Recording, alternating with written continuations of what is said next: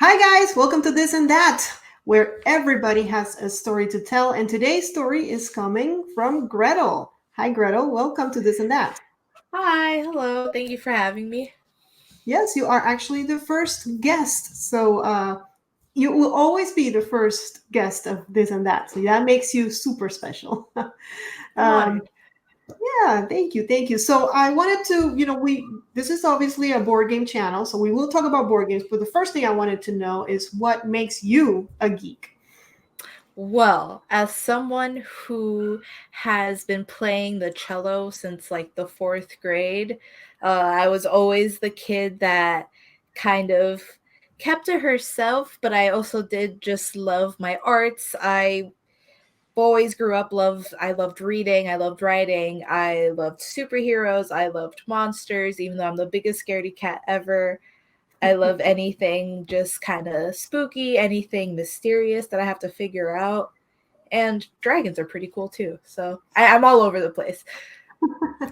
And that's perfectly fine. I mean, you are your own self, and that's what we're here to discuss. So, tell me a little bit about the cello. How did you get into playing the cello? Because that is not a unique, like that's a unique instrument. That's not something most people start with, like the piano or the guitar, but you went for cello. I'd like to say that it was meant to be in this whole just whimsical like love story, but I wanted to play the violin. Okay. But since I've always been tall since I was like little, my teacher was like, "No one else is tall enough to play the cello. Do you mind trying it out?" And I'm like, "Okay." But then I absolutely fell in love with it, and then that's why I'd like to think that despite that first hiccup, it is meant to be. And yeah. Yeah, it's funny because you mentioned that you were asked to play the cello because you're tall. I'm tall too, but what I was asked to do was cleaning the ceiling fans. You actually got to do something cool out of it. So, Shout out Miss Duran. She was the sweetest music teacher ever. that's awesome. So, tell me a little bit about the fandom that you follow. What is it that you like, that you enjoy, that is part of that has brought to you into this geekiness and all this, science fiction crazy world. I'd say the initial fandom that, despite the fact that I would consider myself a nerd or geek before getting into this show, I'd say I really dove into the whole fantasy aspect of things with Game of Thrones. I was just kind of pushed into that world and absolutely fell in love with just the drama and all the different storylines. Like, again, like you have to keep up with so much, but I love that because it all just kind of feeds into each other, makes sense. Mhm. However, growing up, being like into like spooky things, I always loved Monster High dolls and that whole fandom, which a lot of people don't realize. Like, there's webisodes, there was old like articles, there's so many movies. And now as an adult, I'm so glad that I'm able to dive into that even more and collect old dolls and new dolls. And I have like my favorite corner over here of like all my collectibles. That is awesome. How Thank you. long? How long have you been collecting? Um, so I started up again about a year ago, just Okay. kind of getting into like following the fandom like more closely, like online and any other releases or collectible items they might release. However, Mhm. part of my collection, technically, I've been collecting since I was like 12 because I was able to keep a lot of my old toys and like accessories for the dolls. Okay. So I'm not familiar with this collection of, is it monsters? Tell me a little bit of what exactly, tell everybody, because there might be someone out there just like me that doesn't understand what you're talking about completely. Tell us what it is exactly. So around the early 2010s, Mattel, which is they're the company known for making Barbie dolls, they decided to make a competitor doll against Bratz because Bratz were the more alternative, kind of like edgy dolls with like more streetwear. But they decided to make a whole line of dolls dedicated to the concept of just classic horror movie monsters. So you have the daughter of Dracula, Draculara, Frankenstein's monster. You have Frankie Stein. You have Claudine, daughter of the werewolf, and so many characters like that. Like there's probably over I can't even I can't even count how many characters are out there, but it's a very diverse, colorful, and just fabulous world. Do you have a favorite? And if you do, which one is it? It would be Draculara. She is this bubbly, sweet vampire that's all just pink and black. Like, over the years, the characterization has definitely changed. Like, I know nowadays her character is known to be a vampire and a witch, both things that I loved as a kid. Thank you, Charmed. Fantastic show. But yeah, she's my favorite because I've always just loved vampires. That's another really like geeky interest of mine. Mhm. I anything vampire, whether it would be from like the classic books Mhm. to the metal manifestations in movies like Queen of the Damned or Mhm. of course Twilight. That's another very fascinating concept to me. That's awesome. So you're telling me that all of these dolls have a story, and there's books, and there's movies. What kind of, how do you follow? How do you know? Okay, this particular doll has this storyline. How do you find that? I'd say it's gotten a little complicated now. Each line of dolls is kind of it's regarded under like generation one, two, and three. Generation one is the more like kind of classic lineup of dolls, and they came with a bunch of movies. I think a bunch of novels as well. I remember as a kid, I would go to like the Scholastic Book Fair, Mhm. and other than just like there's a lot of like artsy kind of like books like oh you could design like their own costumes and their own fashion because it's a very fashion based series as well, but with all the lore that came with these dolls with this new third generation they've mixed up a lot of the story and certain like characterization. For example, in the original lore, Cleo and Deuce, those two characters were dating, but now in Generation 3, they're trying to make Claudine and Cleo a couple. So it's Oh. definitely like I love the advancements, but then that's when the what's canon gets a little confusing.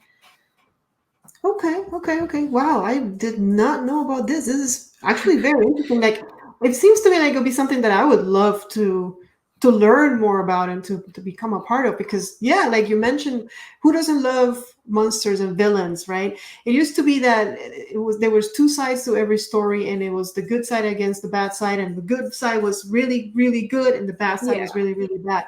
But I think nowadays we've seen that the bad side, there's a reason why they turned bad, right? And they if you listen to their story, maybe they're not completely bad. Maybe there is a shade of gray in between them. And it feels like to me like that's kind of like what, like these people have a story, they have romances, they have people they care about. They're not just, I want to destroy the world because I can. There's more. Yeah. No, of course. That at least what I really like why the reason I really gravitated towards these dolls was especially because of the fact that I grew up always being like kind of different. I was the kid that grew up putting like fake pink hair dye in my hair and always wearing black and liking the things that I did. But seeing these characters being realized into bubbly, positive, quirky people, despite their style, despite looking scary, despite being monsters, Mhm. they're just themselves. They're just teenagers having fun. They're just people discovering themselves and the world around them. And Right. I love that sort of theme that follows a bunch of, geeky or nerdy storylines because it's, the storyline that often gets disregarded. Right. It's funny that you mentioned that, because I used to be that person that when I would see, like, when I would see somebody with tattoos or different, right, with a lot of piercings, I would always be like, like, let me keep my distance. And I remember I had a good friend that once told me, those people, if you actually talk to them, they're so much nicer than the rest of them. Just because they look different doesn't mean that they're bad people or mean people. And I started making an effort, to approach them, and I found out that it's very true. Like, they're the most approachable, sweet, sweet people that you can ever imagine. And I'm sure there's some that are not. But a lot of times we tend to judge a book by its cover and be like, ooh, that person looks weird. And they're not so different. They just have a different style. They just like being unique. And I know, because I've seen you, that you're very unique, and I love that about you. I think it's great that you express yourself, and you do. It seems to me like you're you, and you don't care what the world, if the world is different. You being who you are. Am I kind of in the right direction there? The funny thing is, I wouldn't even say that I don't care, because honestly, I care too much Mhm. Okay. sometimes. But it's just a sense of being that I can't help but express. So why fight it? Okay. Okay. Do I get a Now, little insecure? Yeah, but I can at least try to get over it. well, you look fabulous, and you should keep doing what you're doing. Do you tend to gravitate towards people that are also unique and different, or do you just mingle with whoever? I definitely like I'm open to like all kinds of people. Like if you want to have a conversation with me, I've been friends with people all over every spectrum. But I am lucky to say that I have been able to gravitate towards very like-minded people who share the same ideals and even the style sometimes, and we learn from each other and we grow from each other. That's awesome. And I know you like cosplaying because I've seen a few pictures of you cosplaying. So tell me how you got into that. What made you? I mean, it takes like, one of the reasons why I don't do it is because a lot of the women that are portrayed, unfortunately, in fantasy up till today, they're very skinny models with these almost no clothes on. So I'm like, who am I gonna be when I cosplay? But I know you do it. So how'd you get into that, and what do you usually portray? Well, all goes back to like Halloween. It's been my favorite holiday since a kid. I loved making my costumes with my parents. I loved I'm in love with makeup and the whole makeup aspect of it, and just the transformation. And again, as a huge just fantasy lover, I love being able to dress up and become a different person. And you'd be so surprised, like the confidence that comes with it. Like I wouldn't even consider myself to be a cosplayer, but the moments that I am able to create a good just character look and go Mhm. out in it makes me so proud, especially when like I could get like hands on. So it's both like for the aesthetic and just the crafting of it all. Awesome.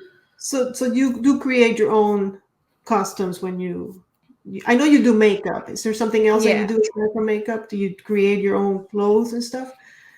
I I've been trying to learn to do so. In the Mhm. past, it's always just kind of been like mixing, matching what I already have with some things I could either thrift or buy online. Okay. And from there, I've learned how to crochet. So for my last sort of like cosplay, which funny enough is Draculara from the Monster High series, Perfect. I Perfect. was able to crochet like a collar and an old like Victorian type of like lacy cuffs. I've also recently learned how to like kind of use a sewing machine. So I'm excited as to like where that's going to take me when it comes to future Of, costumes. of course. What has been your favorite character to cosplay? Draculara is definitely up there, but another one that was so fun for me was Mount Lady from the My Hero Academia anime series. Hmm. Yes, because I relate to you in the sense of like growing up with all these characters just looking a certain way. I've always been like the curvy, like quiet tall kid. But Hmm. Mount Lady, it's in her name. Her whole superpower is becoming huge and growing.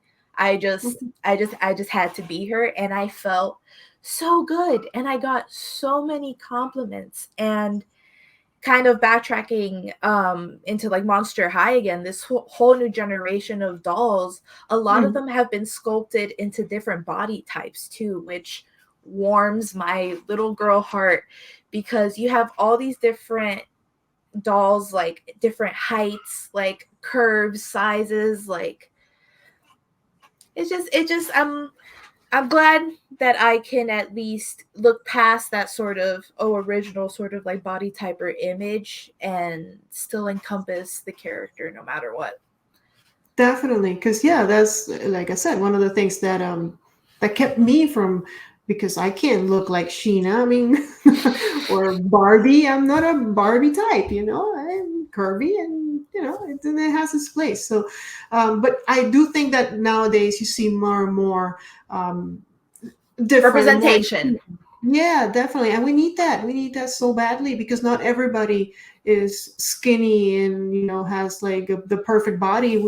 We're all insecure about it. Like you said, we all have our insecurities, and the media feeding into those doesn't help, right? So so it's a good thing that you've been able to dress up, and you've gotten the attention, and you've gotten compliments. Any funny story from anywhere where you had yeah, I see that there are. That's funny that you mention it, because with a costume like Mount Lady, there was a lot of like like shorter guys than me that would be like, "Oh no, don't crush me." I don't know who they are. They just go up to me and I'm like, "Oh yeah, I'm Mount Lady." They're like, "Please no." And I'm like, "Okay." I'm over there now. It's definitely a nice icebreaker, right? When I feel like that's one thing that it helps me a lot when I'm wearing a costume. It's like people can just come up to you and immediately start a conversation, Mhm. because you're somebody that's definitely put an effort to look the way you're looking, went the extra mile, and it immediately connects you to people, which it's Yeah. important. It makes it a lot easier. So that's great. All right. I wanted to ask about board games, because Meeple Village is a board game channel, and I know you've played a few board games even with me. So tell me about some games that you played, or maybe that you watched, or you haven't played but you'd like to play, you'd like to try out. Um, Anything that So, comes to mind. immediately I was thinking like my favorite childhood kind of board game was Guess Who, Uh-huh. which goes back to picking up on those context clues. And I love being observational. As someone who overthinks everything, I should use it to my advantage. Other board games such as Monopoly does not work with that whole overthinking, Right. uh because I'm like, should I buy that, should I not, like what if I move over there, oh don't even get me started on the taxes. But most importantly, I really want to get into Dungeons and Dragons. I have played it before. Unfortunately, it wasn't a mission that I was able to complete. However, I do have my t-shirt. I had to wear it for today. And Okay. yeah, I would love to go into it again. I love how people even cosplay when they play the game together. I love acting out the characters and the classes that you put yourself in. Mhm. Super super fun. I haven't seen the movie though. Oh, okay. Well, I guess you don't have to in order to play. I think what you said is such an important, like, and smart detail. When we play Dungeons and Dragons, we are able to leave who we are and become this other person, and it doesn't necessarily have to be a better or worse person than who we are. It's just we become somebody else, Yeah. and we're able to like express ourselves differently, dress differently, act differently, and it's all part of the game. So it's kind of like you go into this other world, right? And you become someone else for that amount of time. And that's what makes Dungeons and Dragons so cool, is that you're role playing. So yeah, I mean, I, Yeah. I I know you've played it for a while. Too bad that you couldn't continue with the campaign. I'm sure now you can actually play online too. I've heard. I've never tried it, but I've heard that you can do that as well. So, all right. So we're gonna do a section where I'm just gonna ask you about your favorite your favorite things, and we're gonna go through just three of them. So first of all, which tell me about your what's your favorite movie and why? My favorite movie would probably be Eternal Sunshine of the Spotless Mind. Okay, Um, it's a fabulous movie. Uh, it is. are you familiar with it? Yes.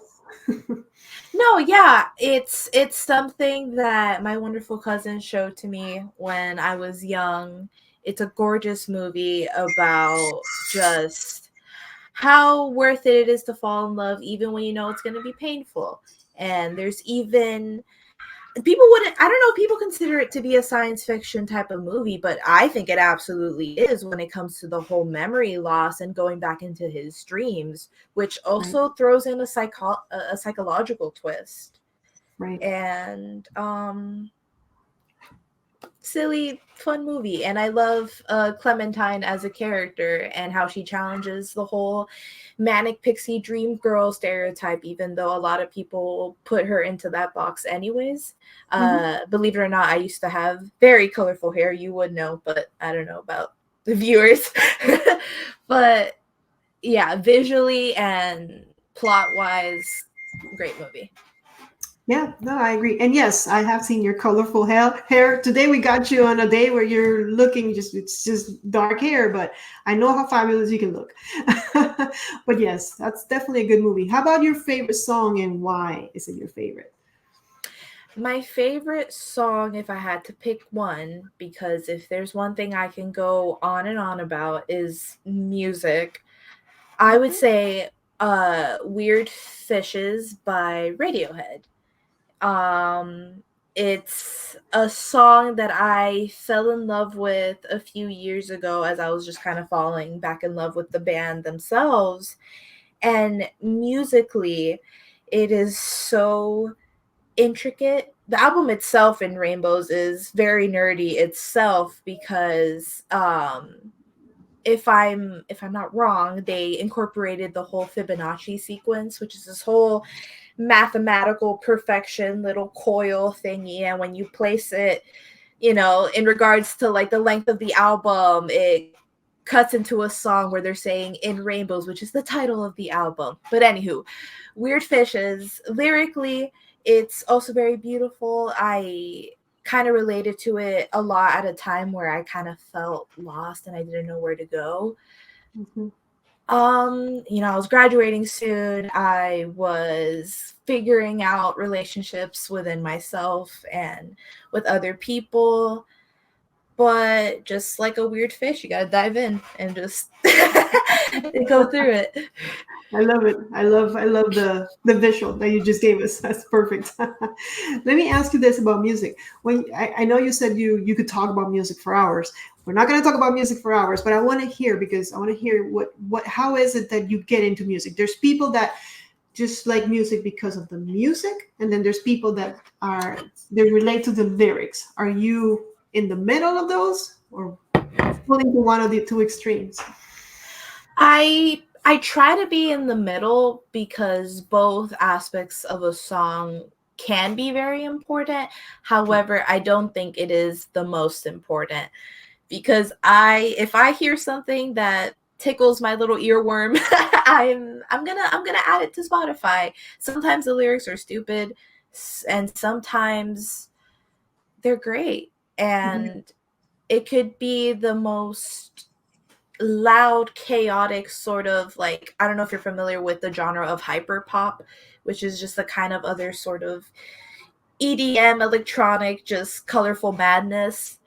But I also love classics like Vivaldi and anything just cello in it. Of course. Yeah. Do you think it has to do with like the mood you're in and the kind of day you're having, the kind of music that you're gonna listen to? For sure. And it's the kind of day that I want to have as well. Like, if I'm feeling sad and I need, like, a pick me up, like, I'm putting the next happy playlist I can find. Spotify is really good for that. You could put any adjective and it's like, here's a playlist. That's true. Yeah, yeah, it does that. All right, one last favorite, and I think we touch base on it, but just so that you guys can hear it again, what's your favorite board game and why? Guess who? Guess who? I love that it takes so many forms too. It could be guess who celebrities, or you could customize it yourself to make it like book characters. I remember growing up at school when you would have to make like, oh, what kind of project about like a certain book that you read. You can make a guess who about all the characters, or yeah. I think people have even dressed up as the original lineup of Guess Who characters, which is really funny Yes, too. that is funny. Yeah, Like, it's funny you hey, mentioned that one because, I'm a teacher, kind of, and I use that game a lot to create interactions and also to teach kids to ask questions and to answer yes and no questions. So, I thought of Guess Who more of an educational game because of what I do, but you're bringing up some really cool stuff about it that I didn't think about. And I do feel like the game can bring interactions and you can have a laugh afterwards when you choose the wrong character or you ask a silly question. So there's more to it than the first meets the eye, right? yeah, Yeah, and so yeah, it's a fun one. So I'm happy you picked that one. I will tell you that there are a lot of games that deal with those kind of like trying to uh, get into someone else's head that I think you yeah. will enjoy. So I'm gonna have to introduce you to a few of those. So so I know what we're gonna be playing next time we meet. Well, Gretel, thank you so much for being a part of this and that. This has been wonderful. We've learned so many things. I think I learned things that I didn't know about at all, and hopefully, the viewers learned some stuff as well. And if you guys had any comments or any questions, just leave them below. But thank you so much for being with us, Gretel. You were awesome. Keep being awesome. You are cool. Thank you. I hope I did all the information justice. I, expressed all the silly things running through my mind, but this was really fun. Thank you so much for having me. Thank you for being here. All right, guys. See you next time.